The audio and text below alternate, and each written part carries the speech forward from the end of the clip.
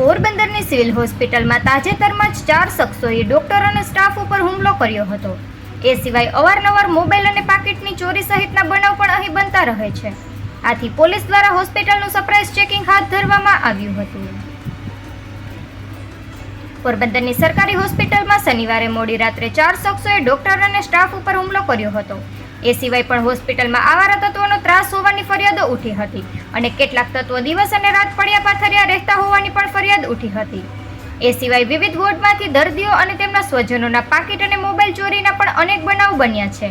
આથી આવારા તત્વો પર પોલીસની ધાક રહે તે માટે અને દર્દીઓ તથા સ્ટાફની સુરક્ષા માટે જિલ્લા પોલીસ વડા ભગીરથસિંહ જાડેજાના માર્ગદર્શન હેઠળ કમલાબાગ પીઆઈ કાનમિયા અને સ્ટાફ દ્વારા રાત્રિના સમયે સરપ્રાઇઝ ચેકિંગ હાથ ધરવામાં આવ્યું હતું અને મોબાઈલ સહિત નાની મોટી વસ્તુની ચોરી કરનારા બિનજરૂરી રીતે હોસ્પિટલમાં પડ્યા પાથર્યા રહેતા તત્વોને ચેક કરવા માટે જ પોલીસે સરપ્રાઇઝ ચેકિંગ અને વિઝિટ કર્યા હતા. જેમાં હોસ્પિટલના તમામ વોર્ડ, પાર્કિંગ તેમજ આજુબાજુના વિસ્તારમાં તપાસ કરવાની સાથે અનેક શખ્સોની પૂછપરછ પણ કરવામાં આવી હતી.